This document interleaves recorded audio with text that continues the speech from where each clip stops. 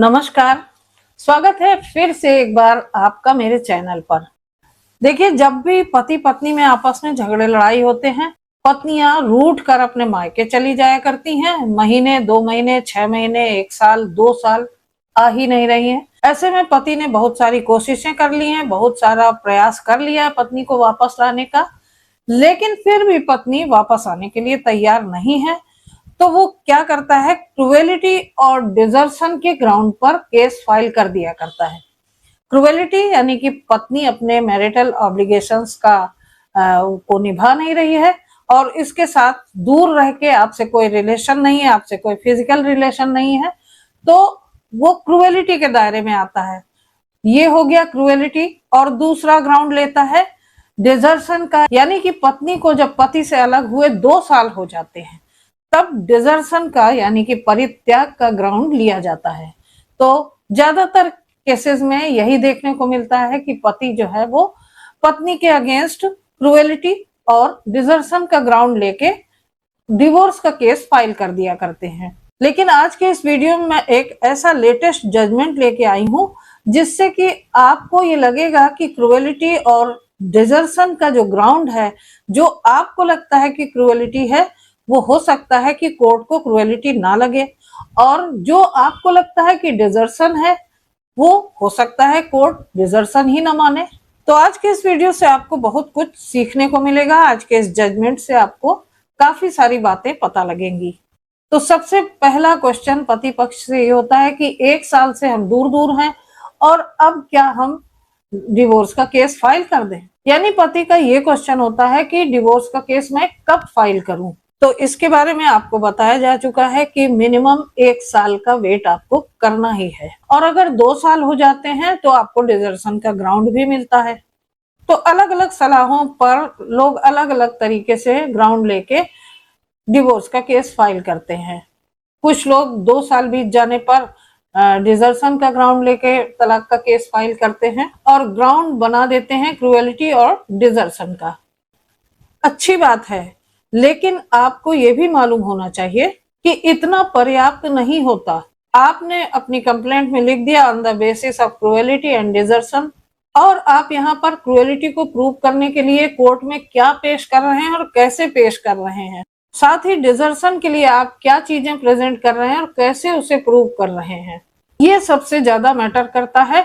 और अगर आपने सही ढंग से ये प्रेजेंटेशन नहीं की तो आपका केस बाद में चल के खारिज हो जाएगा, क्योंकि ये जरूरी नहीं है कि जिसे आप क्रुएलिटी कह रहे हैं उसे कोर्ट क्रुएलिटी माने, और जिसे आप डिजर्शन मान रहे हैं उसे कोर्ट भी डिजर्शन ही माने। और कहीं ऐसा हो गया तो आपकी सालों साल की मेहनत बर्बाद हो जाएगी। तो आज के इस केस को अच्छी तरीके से समझने के बाद जो कंक्लूजन निकल कर बाहर आया है, उसे आप सभी लोगों को अच्छी तरीके से समझ लेना चाहिए और अपने केस में इन बातों का बहुत अच्छी तरीके से ध्यान रखना चाहिए। तो वीडियो बहुत ही इंपॉर्टेंट होने वाला है। वीडियो शुरू करूं उससे पहले आपसे रिक्वेस्ट है कि अगर अभी तक मेरे चैनल को सब्सक्राइब ना किया हो तो प्लीज फटाफट से सब्सक्राइब कर लीजिए और बेल आइकन को प्रेस करना भी बिल्कुल मत भूलिएगा। तो वीडियो में आखिरी तक इस पूरे केस को, इसके कंक्लूजन को और ये सारी चीजों को समझने के लिए बने रहिएगा, क्योंकि एक बहुत ही कॉमन ग्राउंड्स हैं क्रुएलिटी और डिजर्शन, जिनके बारे में कोर्ट ने बिल्कुल ही नया एक व्यू यहाँ पर दिया है। तो चलिए जान लेते हैं कि मामला क्या है। इस केस में पति पत्नी की शादी 2009 में होती है। पति आर्मी ऑफिसर था और पत्नी डेंटिस्ट थी, यानी दांतों की डॉक्टर थी। पति की पोस्टिंग पुणे में होती है, तो पत्नी पुणे में अपना डेंटल क्लिनिक बनाती है और डेंटल प्रैक्टिस करती है।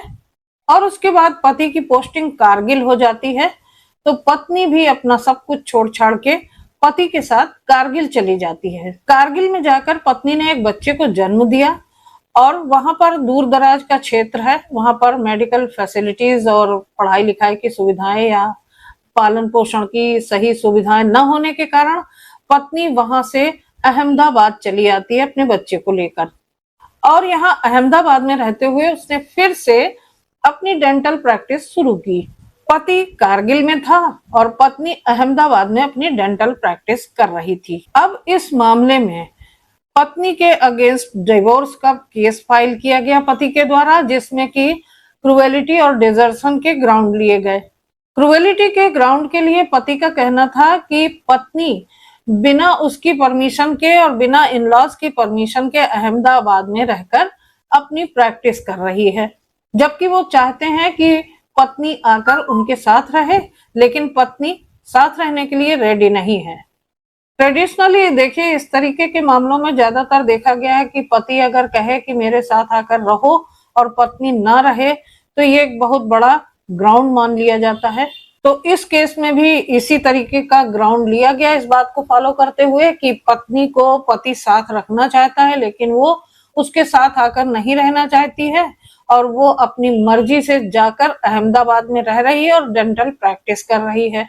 वहां पर अपनी डेंटल प्रैक्टिस करने की सूचना उसने पति और अपने इन-लॉज को भी नहीं दी और ये सब क्रुएलिटी बताई गई कि वो साथ रहने के लिए तैयार नहीं है। मैं तो उसे रखना चाहता हूँ, लेकिन पत्नी 2 साल से ज्यादा हो गया है अपनी मर्जी से जाकर अहमदाबाद में प्रैक्टिस कर रही है। तो 2 साल हो जाने पर ये डिजर्शन का ग्राउंड भी ले लिया गया इस केस में।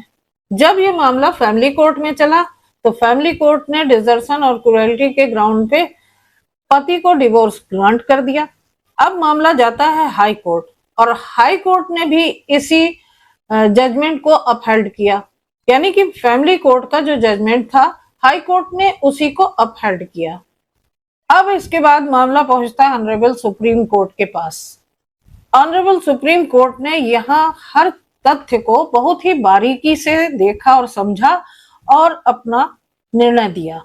देखिए, ये मामला एक केवल उदाहरण है, लेकिन इसकी जो कंडीशंस हैं वो पति और पत्नी दोनों पक्षों पर समान रूप से लागू होती है, चाहे पति डिवोर्स का केस फाइल कर रहा हो या पत्नी डिवोर्स का केस फाइल कर रही हो। अब यहाँ पर ऑनरेबल सुप्रीम कोर्ट ने क्या माना? यहाँ ऑनरेबल सुप्रीम कोर्ट ने माना कि एक महिला जो अपना करियर चूज करती है तो केवल उसकी करियर की चॉइस कभी क्रुएलिटी नहीं हो सकती। और सेकंड चीज कि वो जब पुणे में प्रैक्टिस कर रही थी और पति के साथ रह रही थी पुणे में, उसके बाद उसके पति की पोस्टिंग हुई थी कारगिल में, तो वो महिला सब कुछ छोड़ छाड़ कर अपने पति के साथ कारगिल चली गई थी। तो अब कारगिल में जाहिर सी बात है कि बच्ची का पालन पोषण, उसकी शिक्षा दीक्षा अच्छी तरीके से नहीं हो सकती थी। इसके लिए वो अहमदाबाद आ गई और अहमदाबाद में आकर वो अपनी डेंटल प्रैक्टिस कर रही है। एक तरह से वो अपने करियर को चूज कर रही है अपनी बेटी के अच्छे भविष्य के लिए, तो वो किसी प्रकार की क्रुएलिटी नहीं मानी जाएगी। और केवल इस वजह से कि उसने अपने पति और इन-लॉज को नहीं बताया, ये स्टेटमेंट दी जा रही है, तो ऑनरेबल सुप्रीम कोर्ट ने इसको क्रुएलिटी के दायरे में बिल्कुल भी नहीं माना। ऑनरेबल सुप्रीम कोर्ट का यहाँ पर कहना था कि फैमिली कोर्ट ने इस मामले को गलत तरीके से देखा और ये क्रुएलिटी बिल्कुल भी नहीं है। आज हम 21st सेंचुरी में रह रहे हैं और 21st सेंचुरी में किसी को भी अपना करियर चुनने की पूरी आजादी है और इस तरीके से इस बात को प्रैक्टिस करने को डिजर्शन मानना ये सरासर गलत है।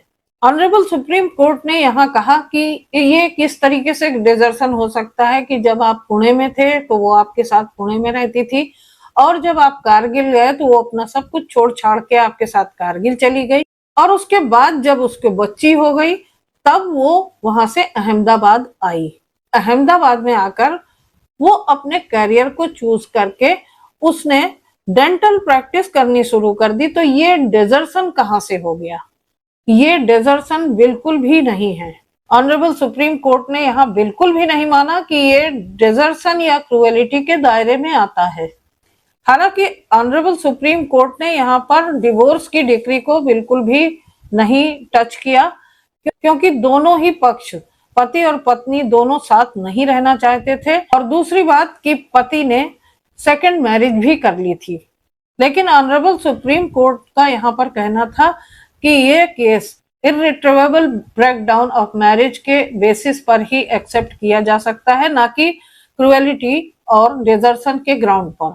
और इस तरीके से क्रुएलिटी और डिजर्शन के ग्राउंड पर जो फैमिली कोर्ट था और हाई कोर्ट था, इन दोनों के जो जजमेंट थे उनको ऑनरेबल सुप्रीम कोर्ट ने डिसमिस कर दिया और इररिट्रीवेबल ब्रेकडाउन ऑफ मैरिज के आधार पर डिवोर्स ग्रांट कर दिया। ये ऑनरेबल सुप्रीम कोर्ट की बात थी, लेकिन आप तो शुरुआत करेंगे फैमिली कोर्ट से। तो इस जजमेंट के माध्यम से आपको अच्छी तरीके से समझ लेना है कि आपको जिस चीज को आप क्रुएलिटी मान रहे हैं, क्या वो सचमुच में क्रुएलिटी है, या फिर जिसे आप डिजर्शन मान रहे हैं वो सचमुच में डिजर्शन है। ऐसा कोर्ट मानता है या नहीं मानता है, इस बात पर अच्छी तरीके से आपको समझ लेना है। अगर कोई इस तरीके की प्रॉब्लम है और आप मुझसे संपर्क करना चाहते हैं तो आप मुझसे व्हाट्सएप नंबर पर मैसेज करके संपर्क कर सकते हैं। मैं और मेरी लीगल टीम आपकी मदद करने के लिए हमेशा तैयार है।